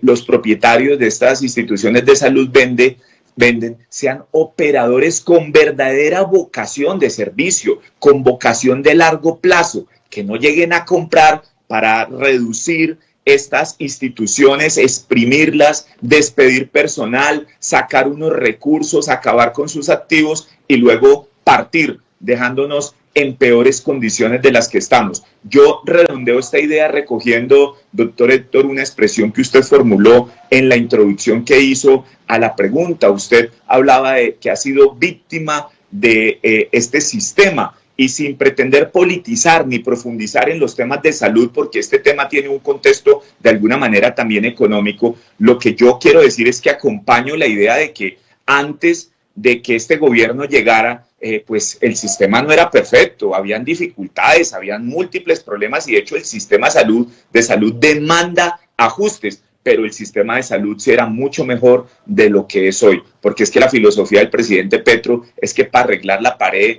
que está mala de pintura hay que destruir todo el edificio. Entonces eso es lo que no nos parece. En ese sentido, doctor Héctor Hernández y a su equipo de Primera Página, les expreso que nosotros lo que estamos haciendo es un llamado a la Superintendencia Nacional de Salud para que mire con lupa esta potencial operación que en principio puede parecer transparente, pero que puede traer unas consecuencias nefastas en el inmediato futuro. Y nuestro deber, en mi caso como congresista, que ejerzo control político, que hago parte de una comisión económica, que trato de mirar qué está pasando en el mundo, lo que pasó en los Estados Unidos, pues no se puede repetir en Colombia. Si allá ya tuvieron cuando estos fondos de inversión instituciones hospitalarias y desafortunadamente eso fue un desastre, pues hombre, tenemos que mirar ese espejo que está a la vuelta de la esquina para que no se repita en Colombia. Ese sería el contexto, doctor Héctor. Bueno, oiga, venga, hay varias cosas. Bueno, una, primero, o sea, no entiendo cómo ustedes que tanto han criticado, y esto es en aras de debate amplio y claro y poniendo las cosas donde es, confían ahora en la supersalud, en la que no han confiado en este proceso, porque usted sabe qué ha estado, o sea, en qué adefesio se convirtió la superintendencia de salud y lo que ha venido pasando durante estos 3 años, bueno, y como diría Héctor Hernández, y quedan tantos días. Pero esa es la primera. ¿Cómo ahora sí le piden a la supersalud que haga lo que no ha hecho con lo otro porque ha sido permisiva y ha hecho lo que ha hecho con las intervenciones y demás? Pero el segundo punto es, nosotros el 21 de marzo de 2025 revelamos que, por ejemplo, la familia Pacheco, que hay que recordar, tenía inversiones en Colpatria, AXA y todo, y estaba allegada a aseguradoras, era una de las candidatas a quedarse con los activos de United Health en Colombia, pero también estaban la Marley, la Fundación Santa Fe y las 3 aseguradoras. Esto no es, usted no está intermediando por ellos, pidiendo por ellos, y es lo que ha venido pasando en el Congreso en medio de este debate de salud, o en verdad, ¿qué es lo que pasa acá? Como bien usted lo dice, vienen, levantan una plata, recogen beneficios y salen corriendo y vuelven y dejan abandonado el muerto. ¿Cómo me explica usted eso? Bueno, muchas gracias por las 2 preguntas y procedo a respondérselas de la siguiente manera. Yo soy un ciudadano con una visión institucional. Yo quiero contarle que desde hoy hasta el 7 de agosto quedan 285 largos días y noches, y pese a todas las dificultades que pueden haber transcurrido o haber ocurrido en estos años, ya 3 años largos, y en los 285 días que faltarán, pues soy un hombre institucional y entiendo que el presidente Petro y su gobierno fue el gobierno elegido por los colombianos, y lo que hago fuerza es para que llegue rápido el 7 de agosto. Y como soy un hombre institucional, pues lo que le demando y lo que le pido a las instituciones debidamente concebidas y constituidas como la Superintendencia de Salud es que actúen. Su señoría me dice, hombre, ¿no parece una condición que ahora le pida a la supersalud que confíe en la supersalud? No, yo no confío en este gobierno, no confío desafortunadamente en la forma en que hacen las cosas, y tampoco confío en la Superintendencia de Salud, pero eso no me lleva o no me impide pedirle a la supersalud que haga su tarea, que revise, que se anticipe a una operación comercial que puede ser en un momento determinado nefasta, en una operación que puede de alguna manera afectar en el inmediato futuro a los pacientes. Entonces, espero en ese sentido ser muy claro en la precisión. A mí no me gusta este gobierno, pero es el gobierno. A mí no me gusta la Superintendencia Nacional de Salud, pero es la Superintendencia Nacional de Salud, a diferencia de lo que hacen muchas personas que cuando no les gusta una decisión judicial o cuando la Corte Suprema de Justicia se demoró, como en su momento se tomó un tiempo para algunos más allá del que debía tomarse frente a la decisión de elegir un fiscal general de la Nación, entonces van y asedian la Corte Suprema de Justicia. No, cuando a nosotros no nos gusta una decisión, nosotros no salimos a las calles a tirar piedras, nosotros no salimos a vandalizar las estaciones de Transmilenio. En mi caso, por ejemplo, yo qué he hecho cuando he levantado la mano en la plenaria o en la Comisión Cuarta Económica de la que hago parte y no han atendido mis razones y mis argumentos, como ocurrió con la reforma tributaria del año 2022. Pues yo simplemente, que he perdido en la votación en el Congreso de la República, yo no me he puesto a insultar a mis compañeros. Yo he acudido a las instituciones establecidas y debidamente constituidas, como lo hice en su momento con la reforma tributaria, la ley 2277, y me fui para la Corte Constitucional a demandar la reforma tributaria que, por cierto, la Corte Constitucional a través de la sentencia C489 de 2023 me dio la razón. Entonces, debo dejar muy puntualizado esta idea. No soy contradictorio, yo lo que hago es levantar la mano y decirle Superintendencia de Salud, ojo que esta operación comercial es una operación de riesgo. Puede ser legal, puede ser lícita, pero usted tiene que advertir las consecuencias. Y así a mí no me guste este gobierno, así a mí no me parezca que lo esté haciendo bien, pues es el gobierno y tendré que soportarlo hasta el 7 de agosto del 2026. Eso frente a la primera inquietud. Frente a la segunda inquietud, no conozco absolutamente a nadie que esté interesado en la compra de estos bienes o de estas empresas, de estas instituciones de salud, ni le estoy haciendo el mandado absolutamente a nadie. Es más, yo no tengo nada contra los fondos de inversión.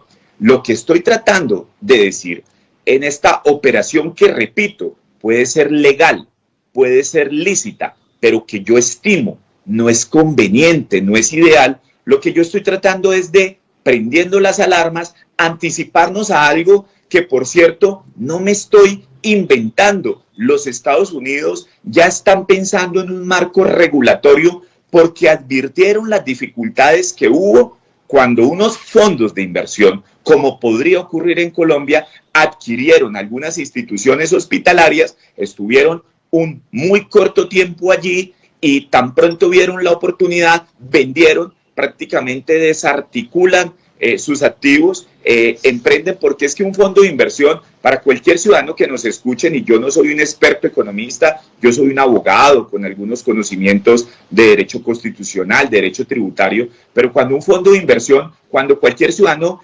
invierte en un fondo de inversión, lo que quiere es tener utilidad rápida, y ese fondo de inversión va y compra una institución hospitalaria como las que les mencioné. El Country, por ejemplo, hace algunos ajustes, despide un personal, vende algunos equipos, hace matiza o maquilla un poco las inversiones y huye, porque a ella lo que le interesa es ir a buscar nuevas oportunidades de negocios. Esos fondos de inversión no estarían pensando justamente en la salud de los pacientes o en los afiliados a la EPS Alianza Salud.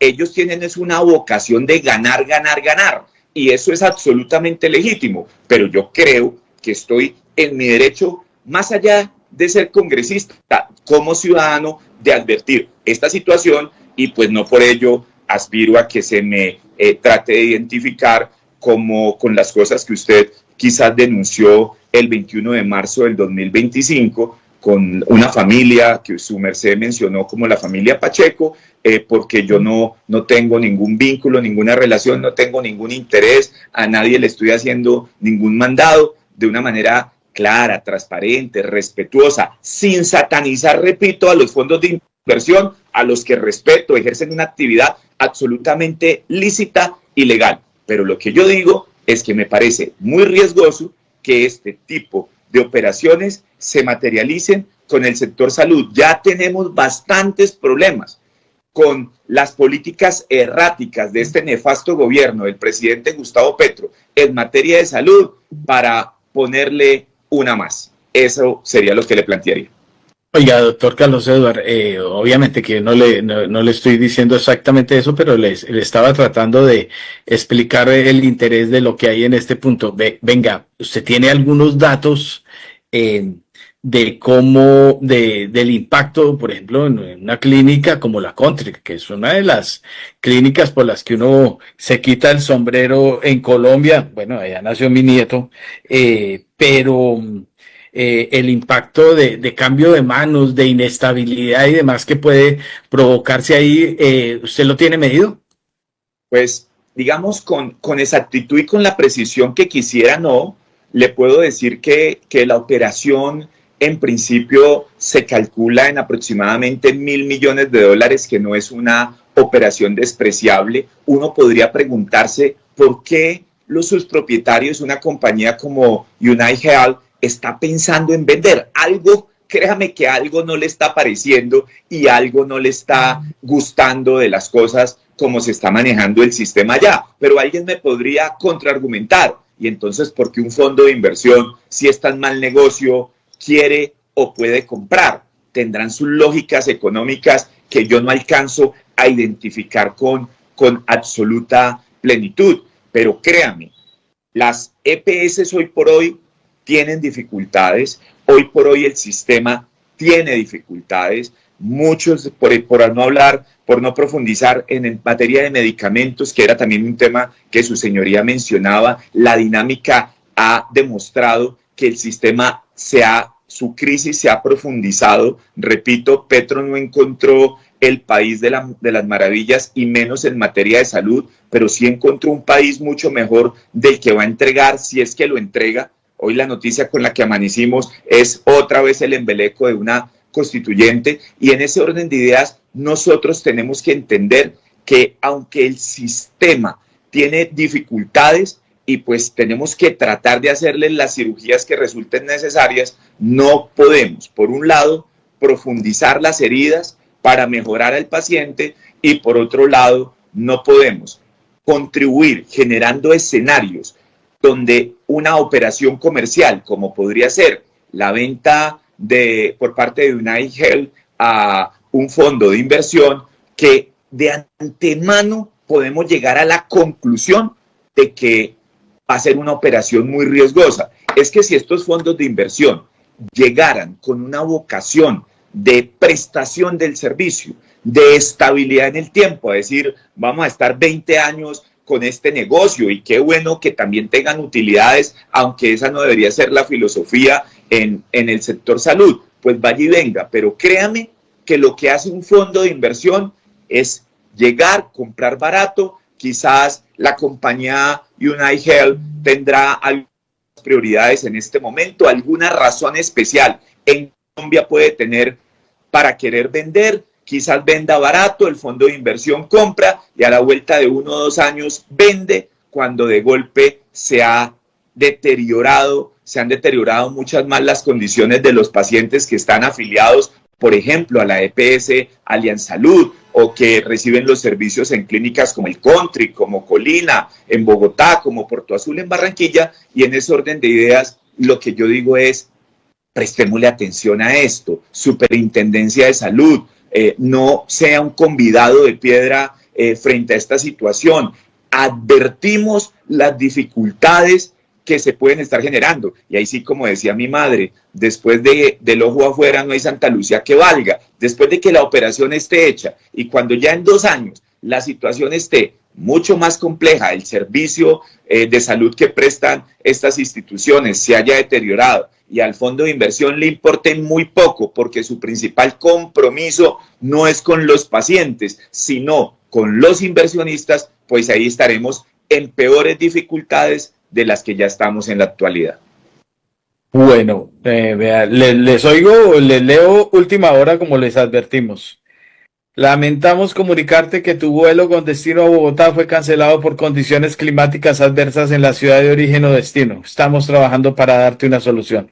Nos disculpamos si esto pudiera modificar tus planes. Revisa detalles, vuelo cancelado, tal. Esto es LATAM Airlines. Ya lo dijimos en primera página. Por densa niebla, no se están dejando llegar vuelos a Bogotá, y eso va a ocasionar un lío de la madre hoy. Bueno, oiga, doctor Carlos Eduardo, pues muchas gracias. Ahí dejamos la alerta, ya habíamos hecho alerta temprana. Obviamente que yo creo que United Health se va de Colombia al ver que se cambiaron las condiciones del negocio. Eso es lo obvio.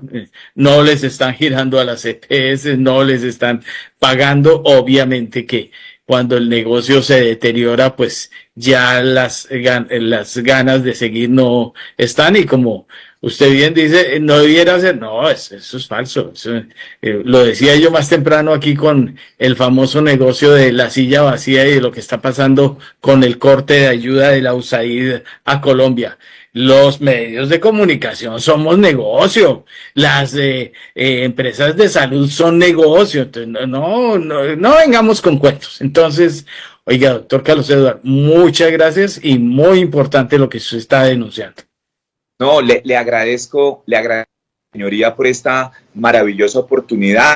Y sincerándonos, uno tiene que entender que una cosa es el deber ser y otra cosa es el ser lo que es. Indudablemente a usted le asiste toda la razón. Eso es un negocio solamente, y para que quede ojalá como titular de, si me lo permite, esta entrevista. O sea, el mensaje es, ese modelo puede ser válido en otros sectores de la economía, pero no en salud, donde lo que está en juego es la vida y el bienestar de los pacientes. Por eso es que nos parece muy grave que un fondo de inversión venga cuando tiene una filosofía distinta a la filosofía filantrópica, así pretendan utilidades, venga a adquirir este tipo de bienes, porque cuando la prioridad, como es la de los fondos de inversión, es cumplir metas financieras, existe el riesgo de reducir servicios esenciales, cerrar unidades y tomar decisiones abruptas que pueden terminar afectando a los trabajadores y a los usuarios. Quiero agradecerle muy especialmente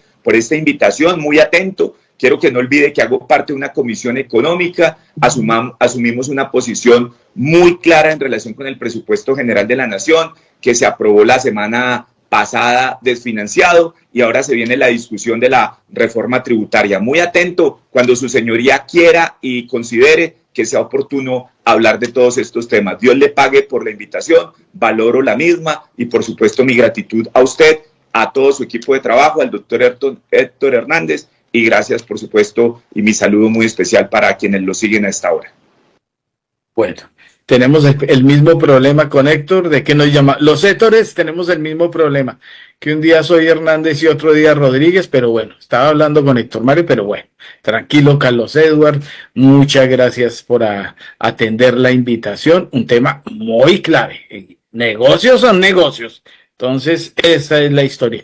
Ya vamos con dos invitados especiales que tenemos en cabina, que es que, bueno, por las circunstancias de la radio, de las noticias, del corre-corre, ya vamos a hacer la conexión de las 8 y ya vamos con ellos.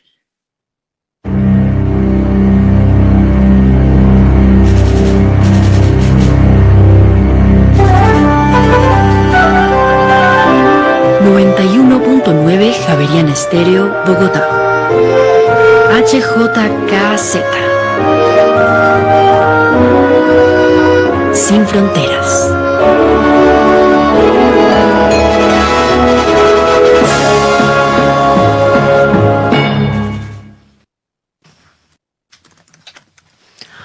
Ocho de la mañana en punto, seguimos con más noticias y como lo decía don Héctor Mario, con invitados que nos acompañan a esta hora desde los estudios de Javeriana Estéreo. Está con nosotros Valeria Mesa, estudiante de Contaduría Pública de la Universidad Jorge Tadeo, Cristian Cuervo, estudiante de Banca y Finanzas, y también de esa misma carrera Gina Torres. Ellos fueron ganadores de una competencia, un desafío relacionado con temas que promueve la cultura financiera, pero usted, don Edgar Layton, tiene más información sobre este tema para compartir con nuestros invitados.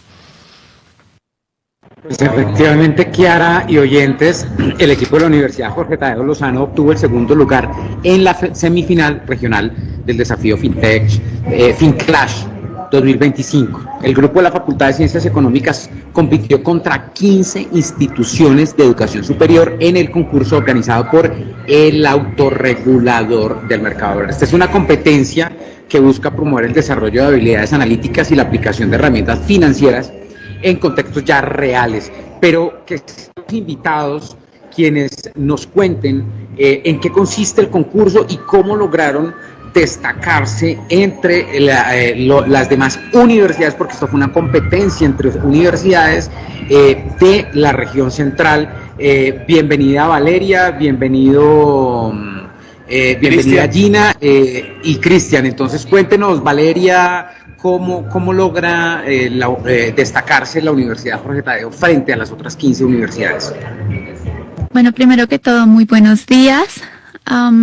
Nosotros primero tuvimos un concurso interno dentro de la universidad dirigida por nuestro tutor Edgar Jiménez, y con nosotros decidimos 5 representantes, entre ellos nosotros, para ir a este concurso. Después de esto tuvimos más o menos un mes para prepararnos.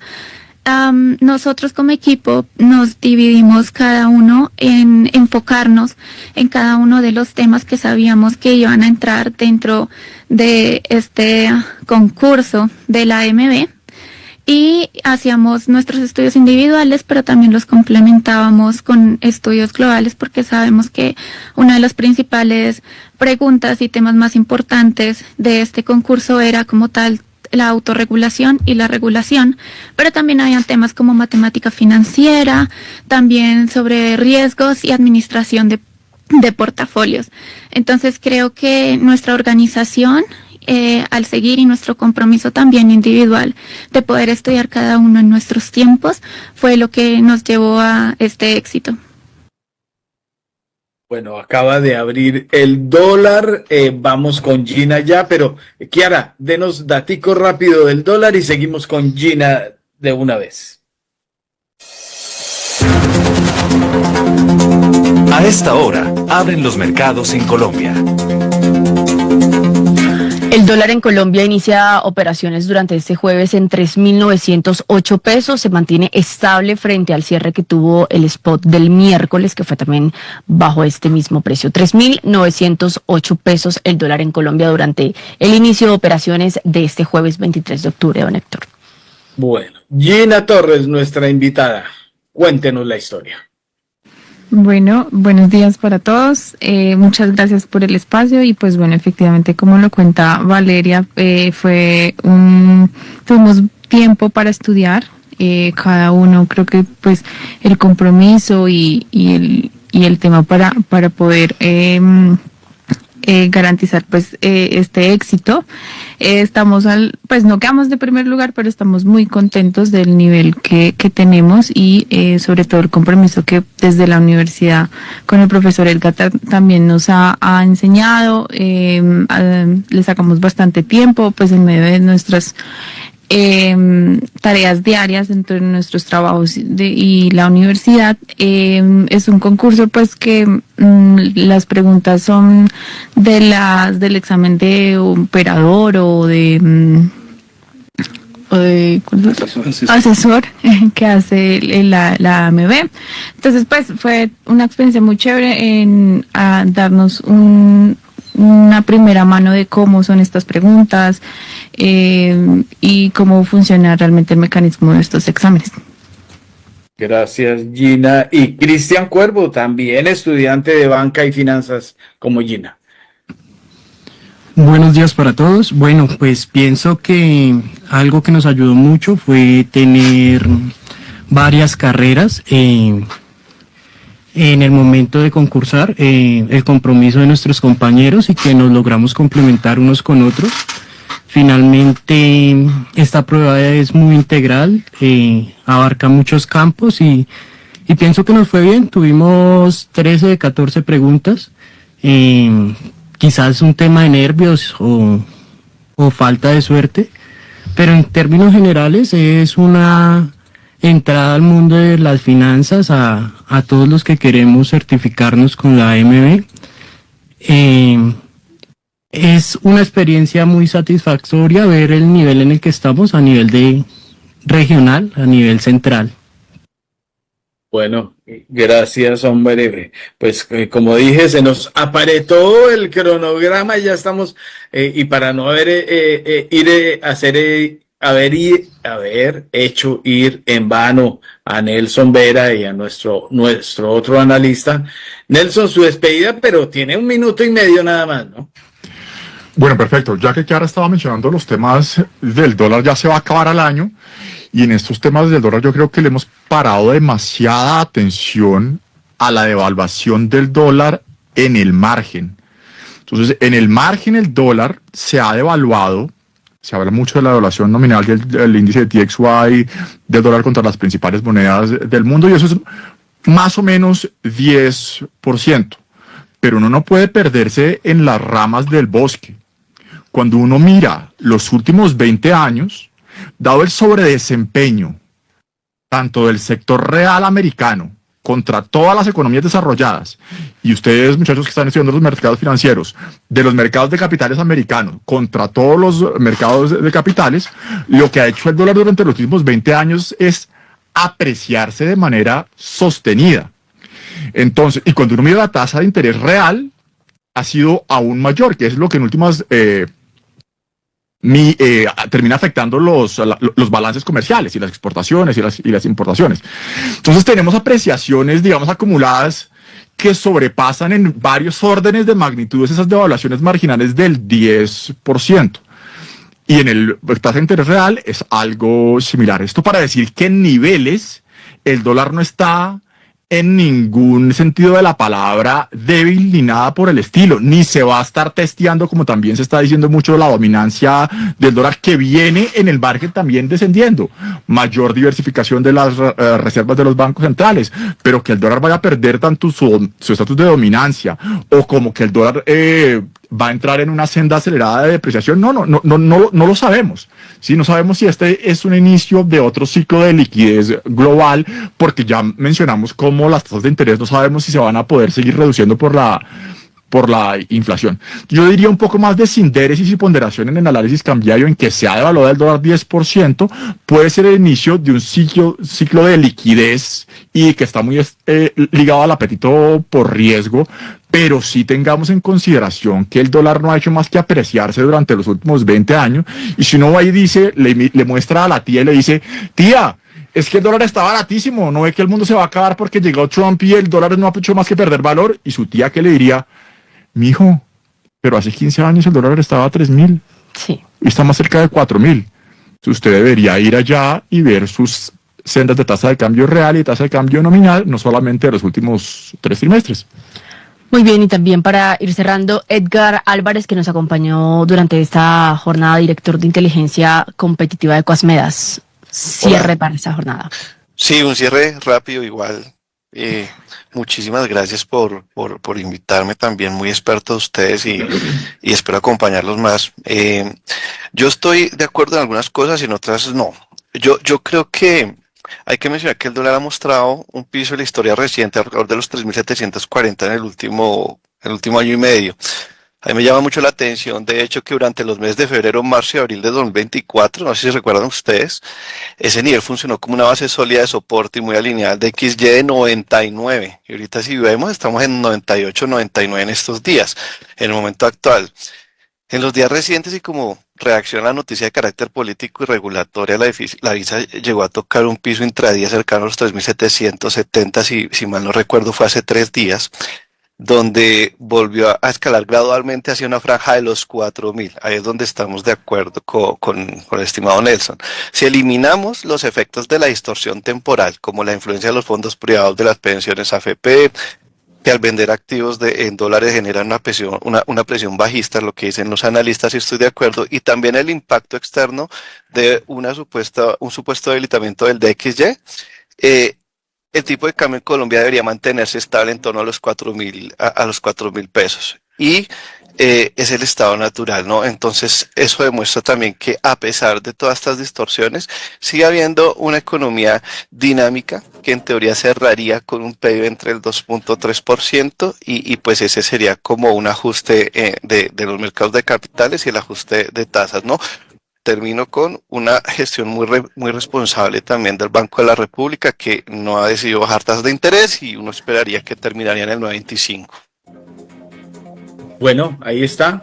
Pues muchas gracias por los analistas que nos acompañaron hoy. Tuvimos apretado agenda, la noticia de última hora, precisamente sobre nuestro tema. Acaba de ser aceptada la renuncia del Supersalud. Entonces, sin Supersalud queda encargado el viceministro.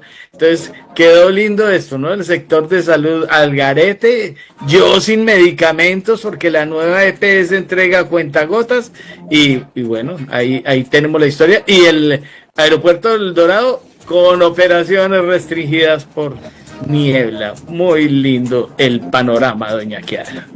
Sí, señor don Héctor, y nos vamos agradeciendo a los analistas que nos acompañaron durante esta emisión: Edgar Jiménez, Edgar Álvarez, Nelson Vera, nuestros invitados Carlos Eduardo Osorio, Valeria Mesa, Cristian Cuervo y Gina Torres, hoy bajo la dirección de Héctor Mario Rodríguez y la presentación de quien les habla, Kiara Severiche. Recuerde seguir en sintonía de Javeriana Estéreo por los 91.9 FM y también en javerianastereo.com. Feliz